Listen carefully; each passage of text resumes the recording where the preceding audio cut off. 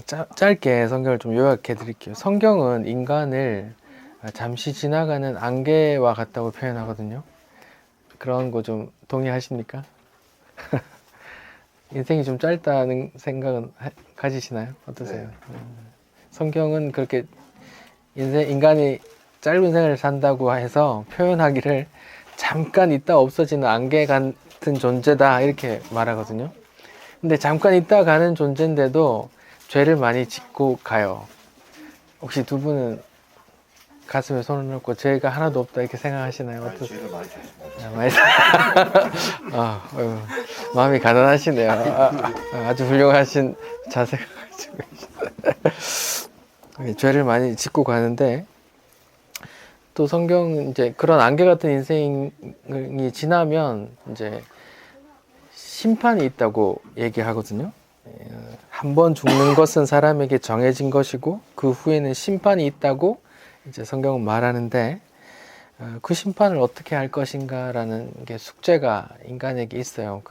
뭐 기독교적으로 보면 그래서 그 심판은 이제 두 가지 결과를 낳는데 뭐 좋은 천국에 갈 것이냐, 뭐 고통스러운 지옥에 갈 것이냐 이렇게 이제 얘기하고 있고 거기서 내가 내 힘으로 내가 선을 행해서 착하게 살아서 천국에 갈 수 있는 사람은 nobody 아무도 없다.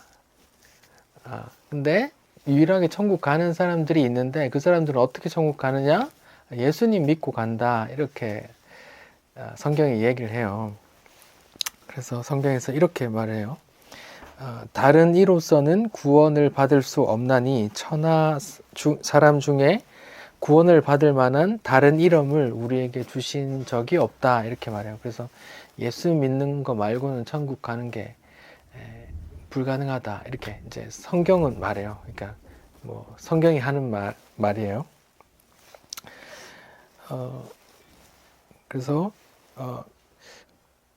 인간에게 기독교적으로 가장 복음 굿뉴스라고 하는데 그 굿뉴스가 뭐냐면 내가 죄인임을 알고 잠깐 사라지는 그런 인간일 뿐이라는 걸 알고 인간이 정해진 시간 이후에는 심판이 있는데 내가 그 천국에 가기 위해서는 어떻게 해야 되나라는 질문의 답이 성경에 나왔는데 그건 예수님밖에 없다. 예수 믿는 것밖에 없다. 이렇게 말해요. 그래서 요한계시록이라는 책에 이렇게 나와 있거든요. 또 내가 들으니 하늘에서 음성이 나서 이르되 기록하라. 지금 이후로 예수 안에서 죽는 자들은 복이 있도다 하심에 성경이 이르시되 그러하다. 그들이 수고를 그치고 쉬리니 이는 그들의 행한 일에 따름이라 하시더라. 이렇게. 그러니까 예수 믿고 죽으면 그들이 편안히 쉬게 된다. 이렇게 영원한 나라에서 이제 쉬게 된다. 이렇게 표현해요.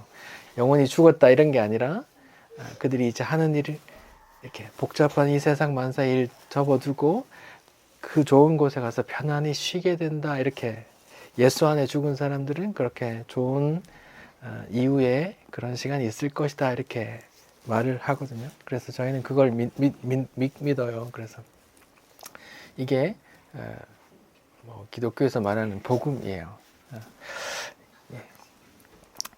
여기까지 하고요. 오늘 말씀 같이 나눠볼게요. 본문 읽어볼게요. 본문 창세기입니다. 창세기 22장이요. 창세기 22장이요.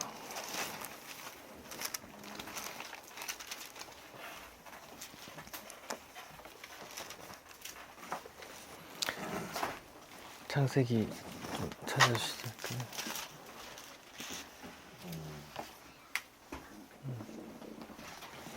창세기 22장 1절부터 18절까지 좀 길지만 같이 읽어볼게요. 창세기 22장 1절부터 18절까지 우리 같이 한번 읽어보겠습니다.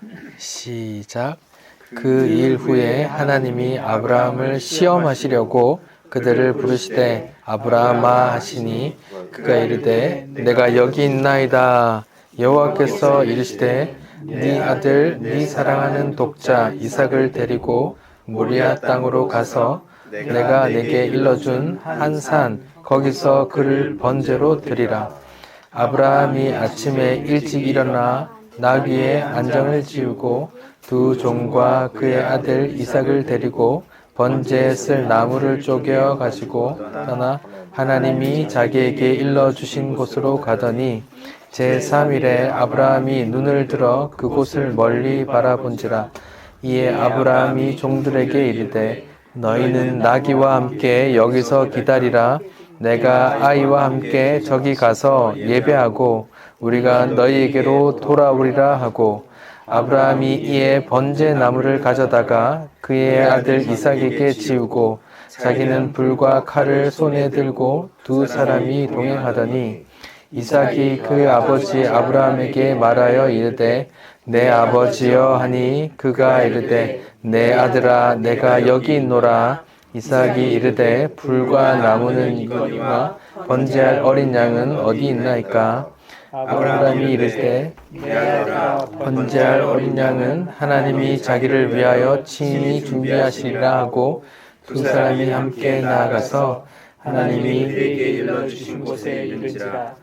이에 아브라함이 그곳에 제단을 쌓고 나무를 버려놓고 그 아들 이삭을 결박하여 제단 나무 위에 놓고 손을 내밀어 칼을 잡고 그 아들을 잡으려 하니 여호와의 사자가 하늘에서부터 그를 불러 이르시되 아브라함아 아브라함아 하시는지라.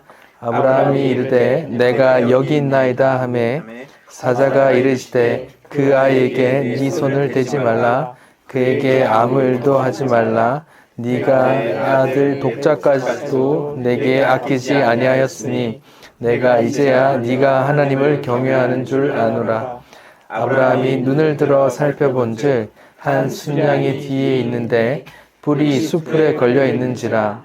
아브라함이 가서 그 순양을 가져다가 아들을 대신하여 번제로 드렸더라. 아브라함이 그 땅 이름을 여호와 이레라 하였으므로 오늘날까지 사람들이 이르기를 여호와의 산에서 준비되리라 하더라.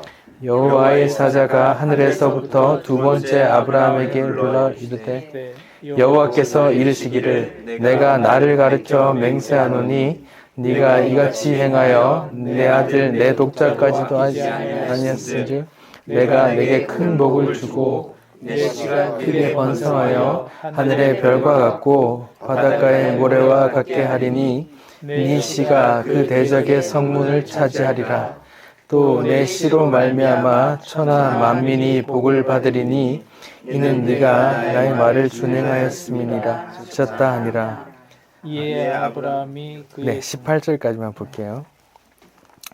네, 오늘 본문은 잘 아시는 내용이죠. 그 아브라함이라는 믿음의 조상이라는 아브라함에게 하나님이 말씀하시는데 네가 100세 얻은 아들 그 귀한 아들을 내한테 좀 번제로 바치렴 하니까 아브라함이 진짜 그 100세 얻은 아들 금쪽 눈에 넣어도 아깝지 않은 그 아들을 실제로 그 죽여서 번제에 태우려고 그렇게 직접 산에 올라가서 모리아 산에 올라가서 그렇게 하는 내용이 나와요.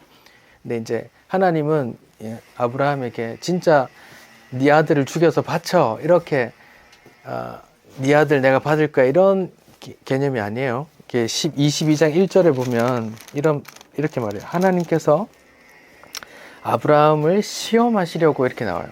시험하시려고. 이렇게 말하자면 테스트죠. 그러니까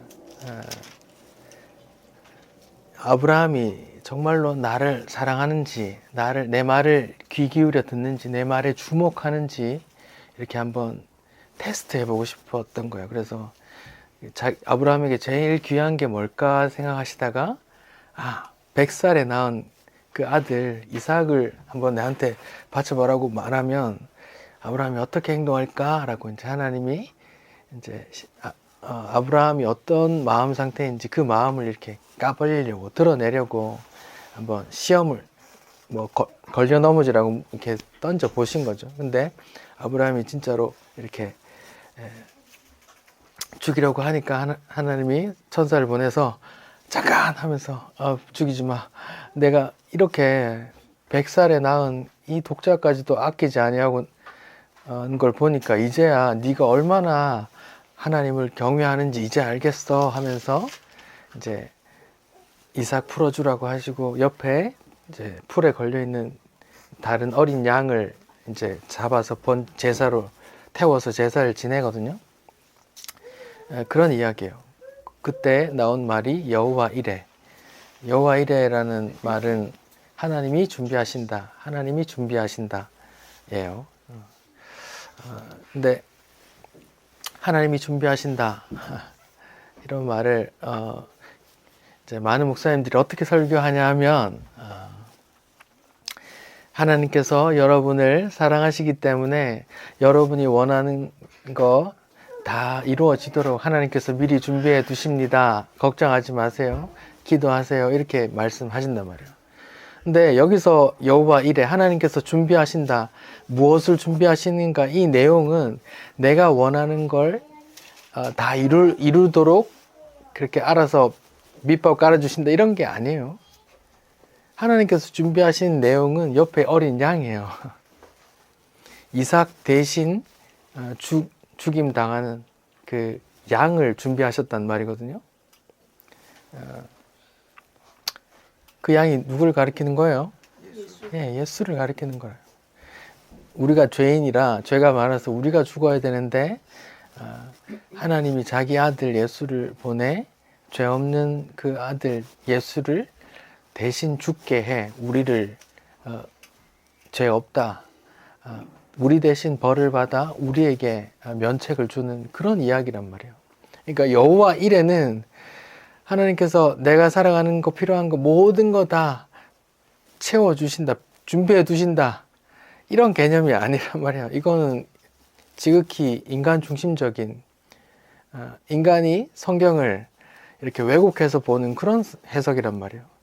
여기서 그대로 보듯이 하나님께서 준비하셨다는데 뭘 준비했어요? 이삭 대신 번제로 바쳐질 어린 양을 준비했단 말이에요. 그러니까 그 양을 준비했다 이 말이거든요. 그러니까 근데 이 말이 이제 사람들이 이렇게 끌어당겨서 사람들이 듣기 좋게 설교를 하려고 하니까 여러분이 살아가는데 필요한 모든 거 하나님이 다 준비해 놓으셨습니다라고 말하는데 그게 아니에요.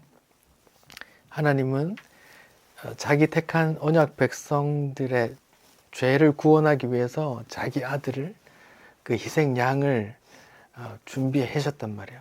우리가 대신 죽어야 되는데 그 양을 대신 죽인 그 제물을 준비하셨다 이 말이에요. 이게 포인트라고요. 근데 이걸 인본주의로 해석하면 여기 보면 뭐 3절에 보면 아침 일찍 일어나서 갔다 이렇게 말해요. 그러면 어떻게 해석해요? 목사님들이? 아니요, 그 아주 중요한 걸 하나님께 바칠 때는 마누라하고 의논하면 안 돼. 아침 일찍 그냥 일어나자마자 그 자고 있을 때 새벽에 그냥 나와야 돼. 그리고 3일 길 가서 또 종들을 밑에 내놓고 그 얘기도 하지 말고 종들하고도 의논하지 마. 네가 그냥 저질러야 돼. 이렇게 하면서 이제 크고 소중한 어떤 많은 것들을 하나님께 바치라고 이렇게 목사님들이 그렇게 이런 본문을 끌어다 써요. 아브라함이 이삭을 자기 100살에 낳은 아들을 하나님께 바치지 않습니까? 여러분도 아브라함을 본받아 하나님께 귀한 것, 아들이라도 아들은 아니더라도 귀한 거 전세금이라도 빼서 하나님께 헌금 하십시오. 이렇게 말을 한다고요. 그거는 사기꾼이나 하는 말이에요. 종교 사기꾼들. 근데 사람들이 그걸 또 그 말에 순종해서 전세금 빼서 막 바쳐요. 성경을 그런데 자세히 보세요. 아브라함이 이삭을 바치려고 했잖아요. 실제로 바쳤어요? 안 바쳤어요? 바치려고 하는데 하나님이 그만하면서 다시 이삭 돌려주셨잖아요. 그만하면 됐어. 그럼 성경대로 하면 그렇게 해석하면 교회도 귀한 거 바치십시오 하고 목사님 여기 전세금 빼왔습니다 하면 아이고 예, 그 마음만 이제 알았으면 됐습니다 하고 돌려줘야 되잖아요. 그런 거 없잖아요. 다 받고 교회 자산이 늘어나도록 한단 말이에요. 그건 성경적인 해석도 아니고 교회가 돈을 사랑하는 그런 안 좋은 현실을 드러내는 것에 불과해요. 실제로 그 성경대로 그렇게 해석한다면 바치려고 할 때 아이고 그래 마음만 이제 알았습니다. 그 도로 가져가 있어. 이렇게 해야 되는 거잖아요. 이삭도 아이고 됐다. 그냥 이삭 죽이지 마. 내가 준비할게. 이렇게 하잖아요. 그러면 교회도 그렇게 해야 되잖아요. 장로님, 집사님, 이렇게까지 하시려고 하는 거 보니까 장로님이 얼마나 하나님을 사랑하는지 알겠습니다. 예, 도로 가져가 있어. 이렇게 말해야 되는데 그렇게 하신 교회가 없잖아요. 그러니까 인간적으로 이렇게 해석하고 오해되고 하는 그런 본문 중에 하나이에요. 그런데 우리가 지난주에 말씀을 나눴던 것처럼 성경은 누구를 증거하는 책이라 그랬어요? 예, 예수님을 증거하는 책이라 말씀드렸잖아요. 성경에 대해서 좀 개괄적으로 좀 말씀을 드릴게요. 지금 우리가 가지고 있는 이 성경책, 창세기부터 요한계시록까지 이 성경책이 약 1500년 동안 1500년 동안 약 40여 명의 다른 세대에 태어났던 40여 명의 사람들이 각자 책을 한 권씩 썼어요. 그래서 모았더니 지금 이 성경이 됐어요.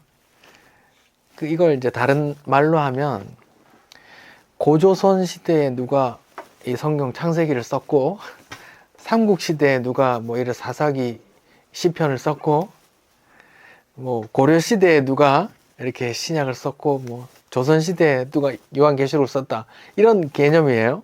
그럼 전혀 내용이 같을 수 없잖아요. 서로 만난 적도 없고 시대도 많이 차이 나는데 서로 뒤죽박죽 내용이 돼야 될 거 아니에요. 근데 성경은 창세기부터 요한계시록까지 예수를 증거하는 책으로 어떻게 이렇게 딱 바늘로 진주를 깨듯이 그렇게 하나로 딱 이야기가 뭉쳐져 있거든요.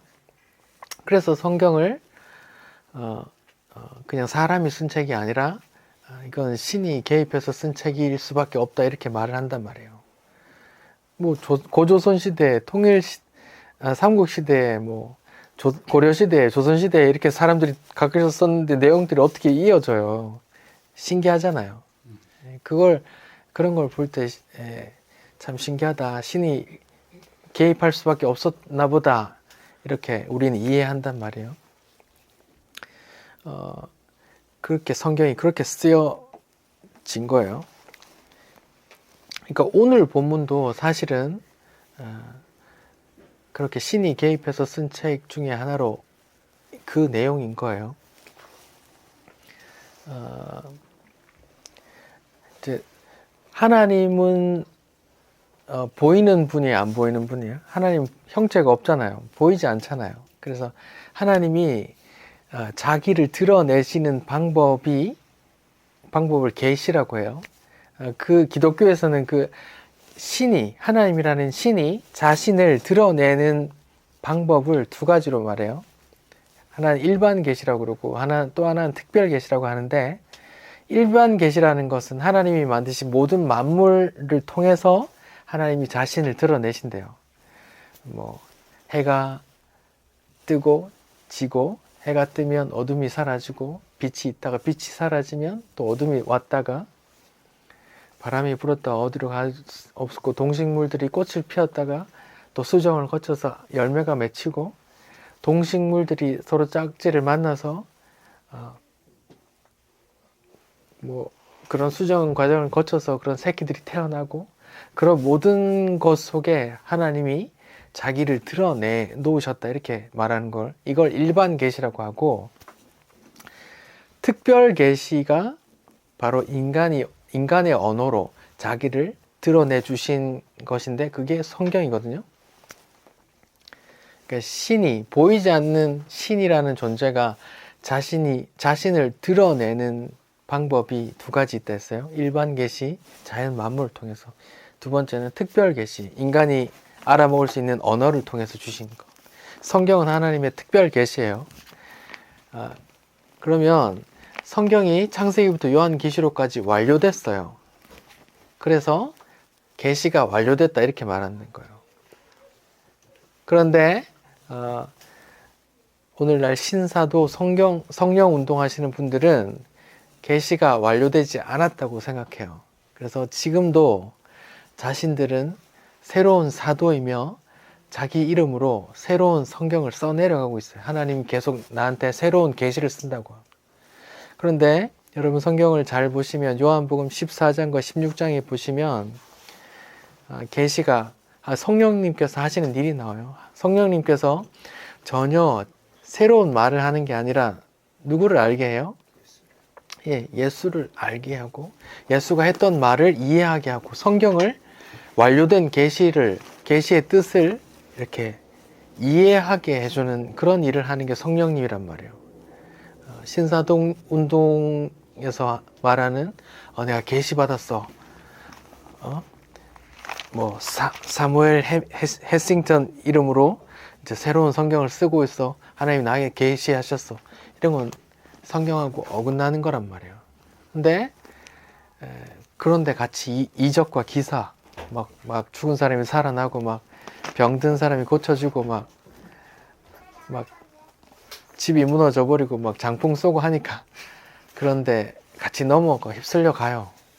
그런 건 다 성경과 다르다는 걸 좀 알고 계시기 바랍니다.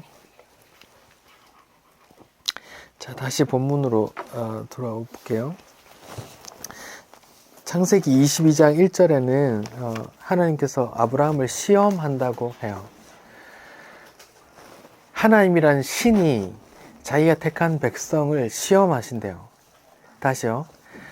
하나님 천지 만물을 만드시고 전지전능한 그런 능력자 신이 자기가 택한 백성을 시험한대요. 근데 아브라함이라는 사람에게 던졌던 그 시험 문제가 뭐냐 하면 네가 그렇게 아끼는 100살에 얻은 그 아기 나한테 바쳐봐 이거였어요. 시련이죠. 어떤 사람들은 하나님은 절대로 우리에게 그런 시험을 던지시는 분이 아니야 라고 말하는데 아니에요. 하나님 시험을 던지세요. 아브라함, 이삭 시험 외에도 한번 찾아봅시다. 신명기 8장이요. 신명기 8장.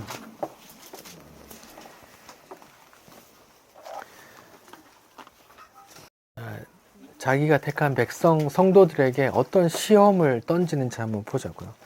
신명기 8장 2절부터 같이 읽어봅시다. 2절에서 4절 같이 읽어볼게요. 신명기 8장 2절부터 4절이요. 시작. 내 하나님 여호와께서 이 40년 동안에 내게 광야 길을 걷게 하신 것을 기억하라. 이는 너를 낮추시며 너를 시험하사 네 마음이 어떠한지 그 명령을 지키는지 지키지 않는지 알려 하심이라. 너를 낮추시고 너를 줄이게 하시며 또 너도 알지 못하며 네 조상도 알지 못하던 만나를 네게 먹게 한 것은 사람이 떡으로만 사는 것이 아니요 여호와의 입에서 나오는 모든 말씀으로 사는 줄을 알게 하려 하심이라. 이 40년 동안에 네 의복이 해지지 아니하였고 네 발이 부르트지 아니하였나이다. 여기 대표적인 하나님께서 자기 택한 백성을 시험한다는 내용이 나와요. 하나님께서 이스라엘 백성을 이집트에서 빼내 오셔서 광야 뺑뺑이를 40년 동안 돌렸어요. 지금으로 따지면 실제로 걸어가도 한 달, 두 달이면 걸어갈 그 길을 40년 동안 뺑뺑이를 돌렸다고요. 근데 그걸 성경은 하나님이 그 자기가 택한 백성을 시험했다 이렇게 표현해요.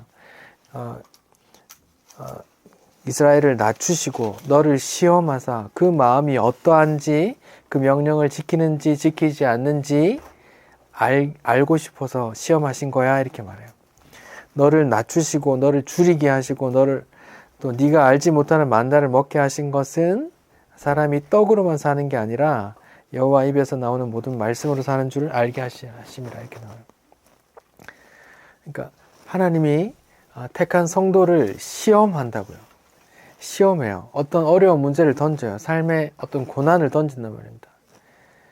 광야 길을 걷게 하시고 어려움을 걷게 하시고 굶주리기도 하시고 또 사랑하는 어떤 존재들을 앗아가시기도 하시고 그렇게 시험을 한단 말입니다. 그 시험을 하는 이유가 뭐예요? 하나님이 택한 백성의 마음이 어떠한지 알고 싶으셔서. 하나님 다 아시죠? 그거를 자기 스스로 알라고 이렇게 드러내 주신단 말입니다. 이런 경우는 많아요. 다 출애굽기 16장 4절에 신명기 13장 3절에 사사기 3장 4절에 이렇게 계속 시험한다는 내용이 나와요. 하나님이 시험하세요, 성도를. 근데 그래서 사랑하는 것, 소중한 것, 어떤 것을 이렇게 거두어 가시기도 하시고 이런 걸 거두어 가시면 얘가 어떻게 나오는지 한번 볼까?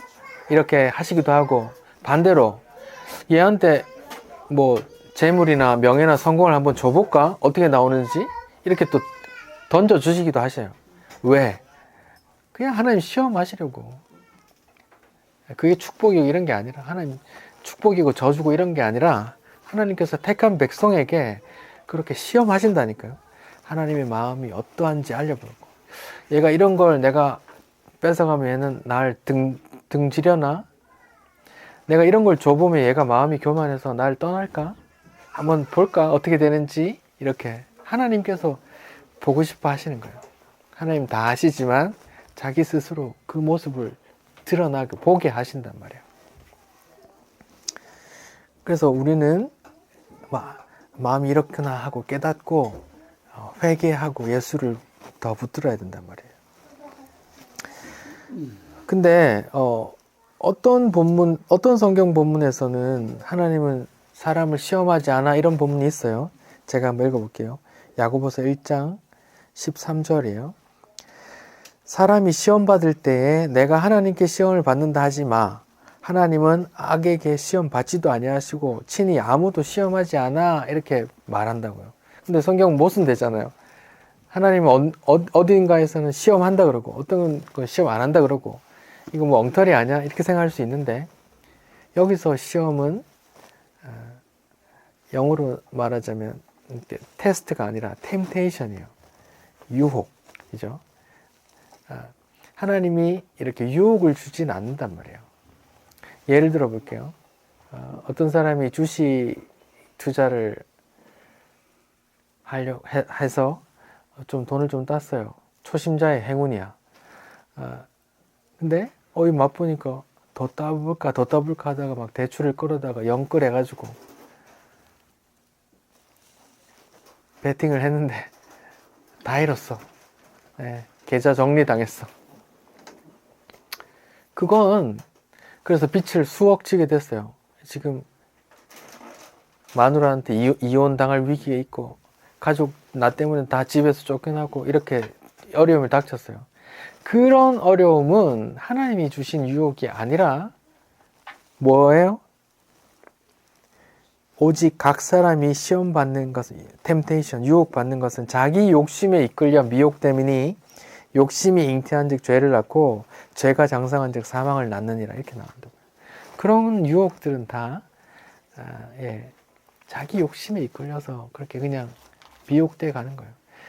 주식 투자할 때 막 겁 없이 수억, 1억, 2억 막 이렇게 던지는 것도 욕심에 눈이 멀어서 그런 걸 행하고 다 잃고 나서야 또 그런 게 보인단 말이에요.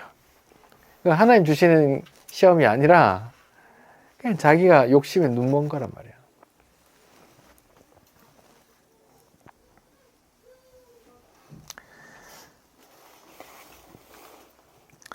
네, 창세기 22장 본문에 하나님께서 아브라함을 시험하시려고 시험을 했죠. 네 귀한 아들 나한테 바쳐봐. 그랬더니 진짜 아들을 죽이려고 했단 말이에요. 그러지 마. 이제 알았어. 됐어. 하고 시험을 통과했어요. 그리고 나서 하나님이 이렇게 복을 주세요.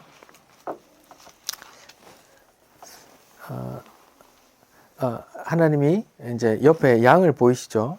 양으로 이제 제사를 지냅니다. 그러면서 하는 말이 아까 뭐라 그랬죠?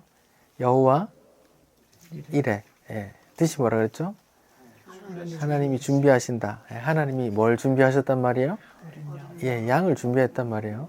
희생 제물, 이삭 대신 죽임 당하는 그런 제물을 준비했단 말이에요. 그게 여호와 이레라는 뜻이에요. 근데 그 지역을, 그 산을, 아브라함이 이삭을 죽이려고 했던 그 지역, 이삭 대신 결국은 양을 잡아 제사 지냈던 그 지역이 무슨 산이라 했어요? 예, 모리아 산이라고 했어요. 그 모리아 산이 지금 어딘지 아세요? 한번 찾아봅시다. 성경 역대하 3장. 성경 역대하 3장 1절. 역대하 3장 1절. 같이 한번 읽어보죠. 역대하 3장 1절 시작. 솔로몬이 예루살렘 모리아 산에 여호와의 전 건축하기를 시작하니 그곳은 전에 여호와께서 그의 아버지 다윗에게 나타나신 곳이요 여부스 사람 오르난의 타작마당에 다윗이 정한 곳이라. 솔로몬이 성전을 짓는데 어디 지어요? 예, 모리아산, 예루살렘 모리아산에 지었는데요. 그러니까 아브라함이 이삭을 바치려고 했던, 대신 양을 바쳤던 그 장소에 뭐가 지어져요? 성전이 지어져요. 성전에서 뭐가 일어나요? 제사가 일어나죠. 제사는 뭘 잡아요? 양을 잡아요. 예, 그 아브라함, 이삭 대신 양을 잡았고 거기에 성전을 지어서 대대로 계속 양을 잡는 그런 행사를 하게 한단 말이에요. 계속 그 양을 잡도록.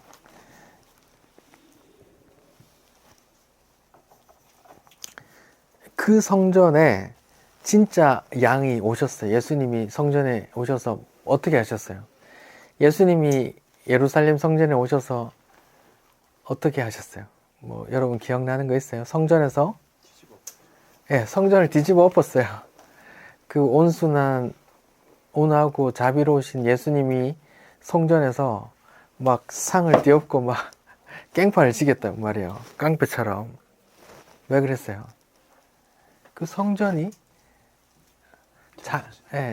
자기가 드려져야 하는 그 성전이 그냥 도둑의 소굴이 돼 있단 말이에요. 교회가, 성전이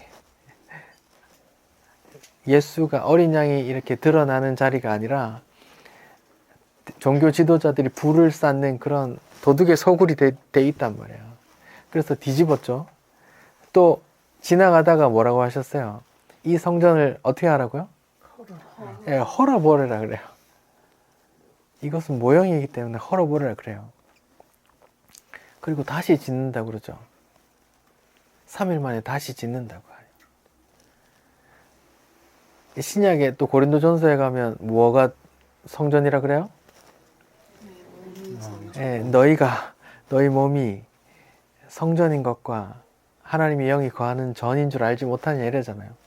그 모형인 예루살렘 산 꼭대기에 지은 그 모형 성전이 빠개지고 없어지고 예수님께서 죽으심으로 새로운 성전이 지어지도록 한단 말이에요. 누구로 인해서? 예수로 인해서.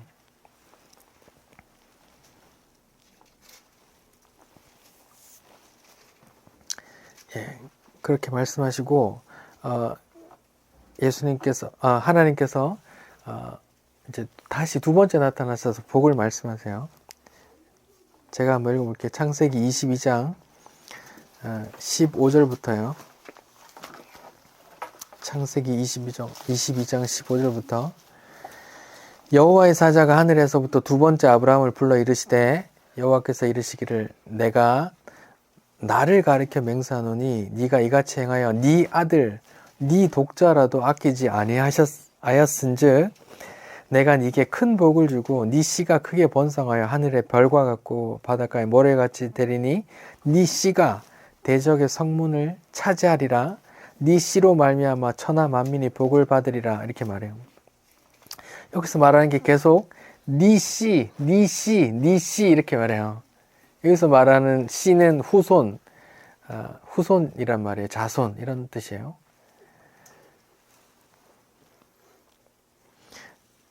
네 후손이 대적의 성문을 취한다. 대적의 성문을 취한다. 이런 말은 무슨 의미일까요? 전쟁하면 성문을 부숴서 들어가잖아요. 성문을 취했다 그러면 그 성을 점령했다는 말이거든요. 이건 그 창세기 3장 15절에 그 원시 복음을 말하는 거예요. 여자의 후손이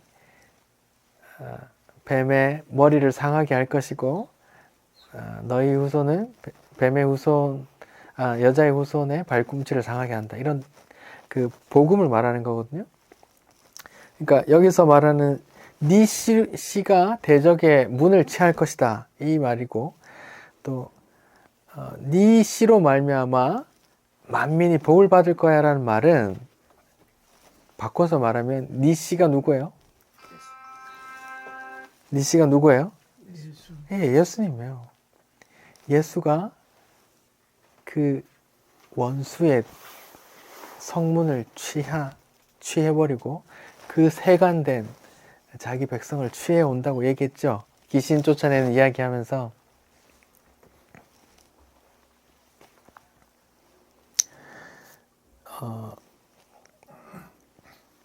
마태복음 16장에 이렇게 나와요. 제가 말씀드릴게요. 마태복음 16장에 예수님이 제자들에게 물어요. 너희는 날 누구라 말하느냐? 베드로가 말합니다. 주는 그리스도시요 살아계신 하나님의 아들입니다 라고 말했더니 예수님이 이것을 알게 한 것은 네 혈육이 아니다. 하나님께서 알게 하셨다 하고 내가 이 반석 위에 교회를 세우리니 음부의 권세가 이기지 못하리라 이렇게 돼 있는데 음부의 권세의 곽주 5번의 아래쪽에 보면은 음부의 대문 이렇게 나와 있어요. 그 말이 또 같은 말이거든요. 이 반석 위에 교회를 세울 거야 이 말은 그 반석이 또 예수란 말이거든요.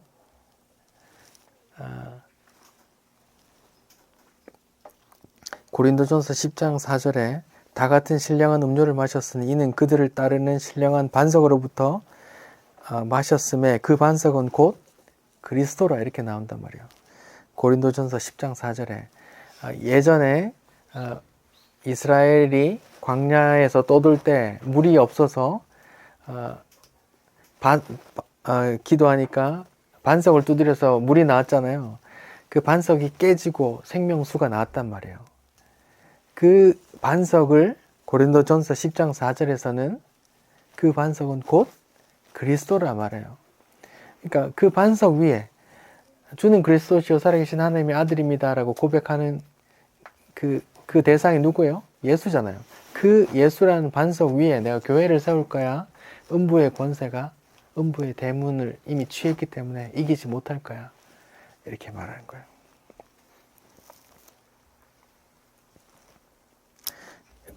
그래서 예수님이 요한복음 7장에 보면 누구든지 목마르거든 내게로 와서 마셔라 이렇게 말하는 거예요.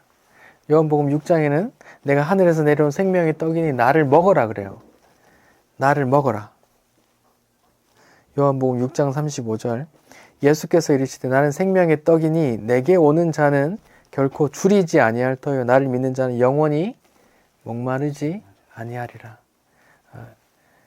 그 광야에서 이스라엘이 마셨던 그 반석에서 나온 그 물이 예수 그리스도의 깨어짐 그 희생으로 인해서 얻게 되는 생명수, 구원, 영생 이런 의미란 말이에요. 여러분 어떠세요? 신기하지 않으세요? 구약과 신약이 이렇게 계속 막 짜임새 있게 이렇게 자꾸 연결되잖아요. 저만 신기한가요? 네, 늘 이렇습니다. 네. 아까 말씀드렸듯이 성경은 약 1500년 동안 서로 다른 시대에 태어났던 40여 명의 기자가 성경을 써서 모았는데, 이렇게 아까도 창세기, 출애굽기, 막 고린도전서, 히브리서 막 왔다 갔다 했는데도 어떻게 다 예, 어떻게 진주를 깨듯이 다 꿰진단 말이에요. 신기한 책이죠. 근데 그 꿰는 게 다 누구를 향하고 있어요? 예, 아브라함이 이삭 대신 바쳤던 그 어린 양, 여호와 이레, 하나님께서 뭔가를 준비하신대. 내 좋도록 내한테 필요한 거 미리 준비하신다는 말이 아니라 하나님께서 좋은 것을 미리 준비하셨단 말이에요. 그 아들을 우리 대신 죽일, 그 십자가에 죽일 그 희생양 예수를 미리 준비했다는 거예요. 광야에서 뺑뺑이 돌릴 때 반석에서 물이 나왔는데 반석이 깨지, 그 반석이 바로 또 신약 성경에서는 그리스도라 그래요. 또 예수님이 직접 자기 입으로 나는 생명의 떡이다. 목마른 자 누구든지 내게로 와서 마셔라. 이렇게 또 말한단 말이에요. 본인이 반석인 거예요. 본인이 그 구약의 반석인 거예요. 그러니까 구약에 예수가 없다고 말하면 안 돼요. 구약 사람들은 예수님 보지도 못했는데 다 어떻게 죽었어요, 살았어요, 구원받았어요, 이런 얘기하는 잘 모르는 이야기라고요. 구약의 곳곳에 예수라는 존재가 계속 모형으로 계속 숨어 있단 말이에요. 양으로, 반석으로, 뭐 생명수로, 유월절로, 11조로, 아담에게 씌워준 그 가죽옷으로 계속 숨어 있다니까요. 예수가 구약 속에도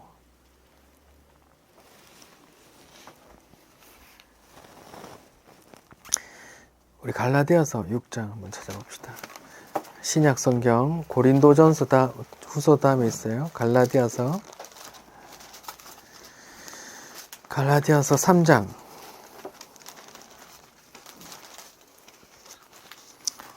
6절부터 8절 읽어봅시다. 시작. 아브라함이 하나님을 믿음에 그것을 그에게 의로 여겼다 같으니라. 그런즉 믿음으로 말미암은 사람들은 아브라함의 자손인 줄 알지어다.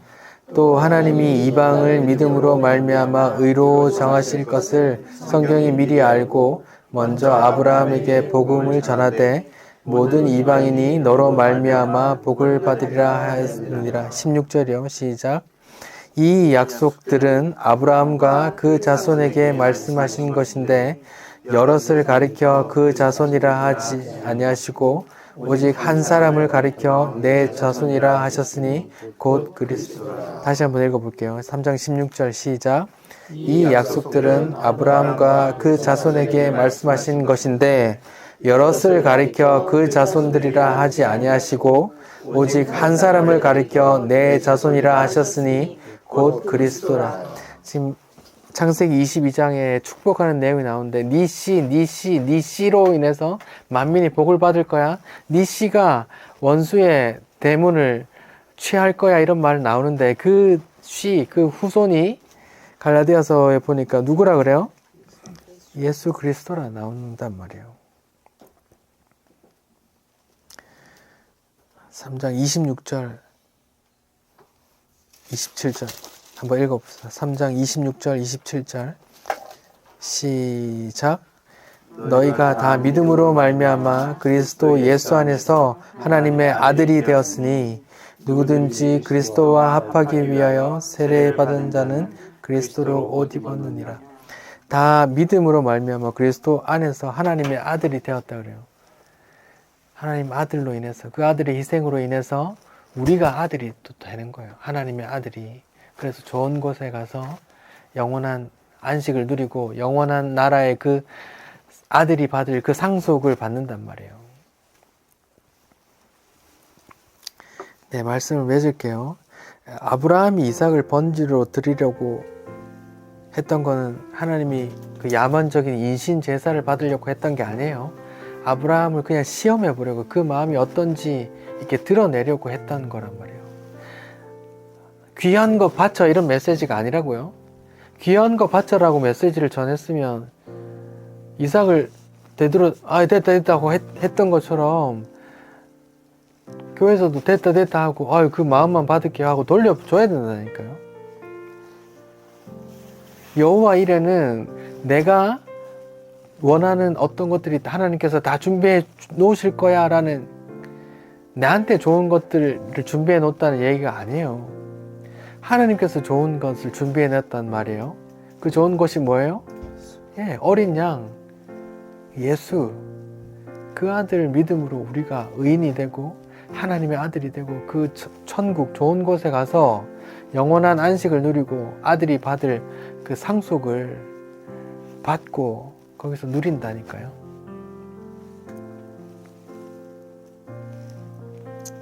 여호와 이래도 내 좋은 것 하나님 다 준비하신다 이런 내용이 아니고, 아브라함이 이삭을 바치는 내용도 너 귀한 거 하나님께 다 바쳐, 교회에 다 바쳐 이런 내용이 아니란 말입니다.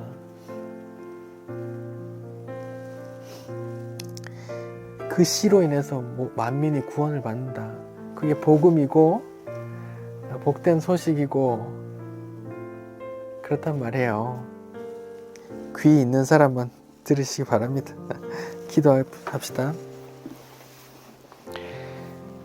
하나님, 아브라함이 이삭을 바치려고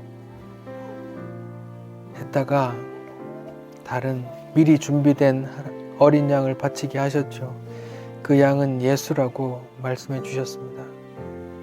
주님, 우리는 죄인입니다. 우린 지옥 가야 마땅하지만 하나님께서 우리 대신 그 벌을 받게 할 희생 제물 예수 그리스도를 보내주셔서 감사합니다. 우리 예수 그리스도의 은혜를 입어 하나님의 나라로 들어갑니다. 주님, 우리 매일같이 그 예수의 은혜를 찬송하게 도와주십시오. 예수님 이름으로 기도드립니다.